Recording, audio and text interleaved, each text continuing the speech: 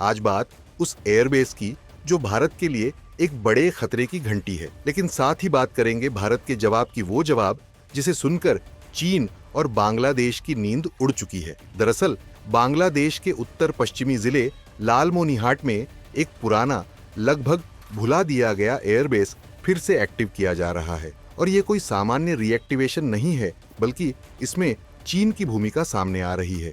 ये एयरबेस भारत के रणनीतिक रूप से अति संवेदनशील सिलीगुड़ी कॉरिडोर से केवल 20 किलोमीटर दूर स्थित है। यह वही कॉरिडोर है जिसे चिकन नेक कहा जाता है, एक संकरा इलाका जो मुख्य भारत को नॉर्थ ईस्ट से जोड़ता है। अगर यहाँ कोई खतरा उत्पन्न होता है तो भारत का उत्तर पूर्वी हिस्सा बाकी देश से पूरी तरह कट सकता है। चलिए जानते हैं कि लालमोनिहाट एयरबेस क्या है। दरअसल लालमोनिहाट एयरबेस को 1931 में ब्रिटिश सरकार द्वारा तैयार किया गया था। इसका उद्देश्य था म्यांमार पर हमला करने के लिए इसे लॉन्च पैड की तरह इस्तेमाल करना, लेकिन फिर यह दशकों तक निष्क्रिय पड़ा रहा। 2019 में बांग्लादेश सरकार ने यहाँ बांग्लादेश एरोस्पेस और एयरवेज यूनिवर्सिटी स्थापित की। रिसर्च के नाम पर धीरे धीरे यहाँ इंफ्रास्ट्रक्चर तैयार होने लगा, लेकिन साल 2024 के अंत और 2025 की शुरुआत में जो खबरें आईं, उन्होंने भारतीय सुरक्षा एजेंसियों को चौकन्ना कर दिया।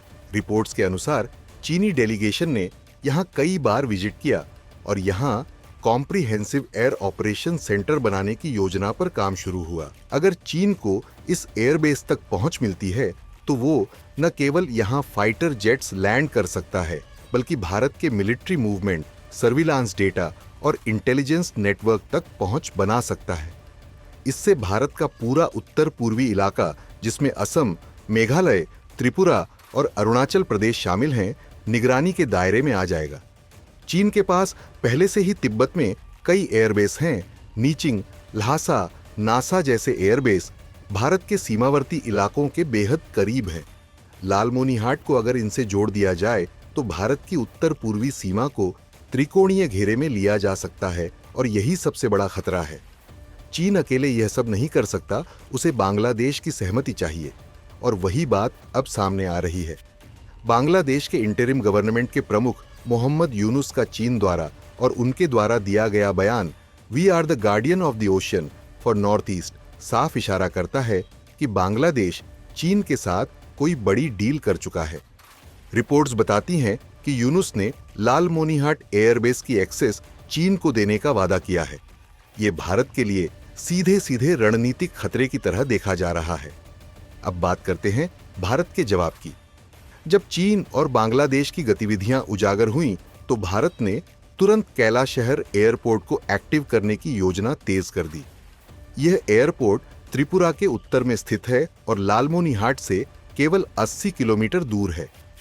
यह एयरपोर्ट पहले सिर्फ डोमेस्टिक इस्तेमाल में था, लेकिन अब इसे डिफेंस ऑपरेशन के लिए तैयार किया जा रहा है। सवाल है कि भारत की रणनीति क्या है आगे। दरअसल भारत तगड़ा खेल करेगा सबसे रैपिड एयर मोबिलिटी से, जो कैलाशहर से भारतीय एयरफोर्स कुछ ही मिनटों में लालमोनिहाट तक पहुंच सकती है। इसके साथ ही इलेक्ट्रॉनिक सर्विलांस ताकि भारत यहां से सिग्नल इंटेलिजेंस और रेडार कवरेज बढ़ा सकेगा। और यह एक साफ संदेश है कि अगर तुम हमारी गर्दन की ओर देखोगे तो हम भी तुम्हारी नब्ज पकड़ लेंगे। असम के मुख्यमंत्री हिमंता बिस्वा शर्मा ने भी एक सख्त बयान दिया।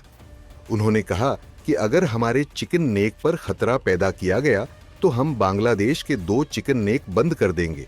ये 2 कॉरिडोर हैं और है रंगपुर कॉरिडोर, जो 80 किलोमीटर लंबा और जहां बांग्लादेश की अल्पसंख्यक आबादी रहती है और पहले भी विद्रोह हो चुका है। चितगांव कॉरिडोर, जो 22 किलोमीटर लंबा और ये बांग्लादेश के लिए रणनीतिक रूप से अहम है। इसका मतलब है भारत के पास भी बांग्लादेश पर दबाव बनाने के कई तरीके मौजूद हैं। भारत इस पूरे घटनाक्रम को केवल डिफेंसिव तरीके से नहीं देख रहा।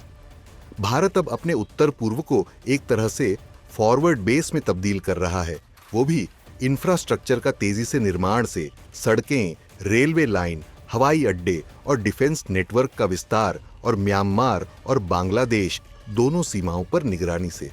लालमोनिहाट एयरबेस को चीन के हाथ में देना बांग्लादेश के लिए खुद एक खतरा साबित हो सकता है। भारत न केवल सतर्क है बल्कि तैयार भी है। कैलाशहर एयरपोर्ट इसका जीता जागता सबूत है। खैर, ये थी आज की विश्लेषणात्मक रिपोर्ट, बांग्लादेश और चीन की चाल और भारत का रणनीतिक जवाब।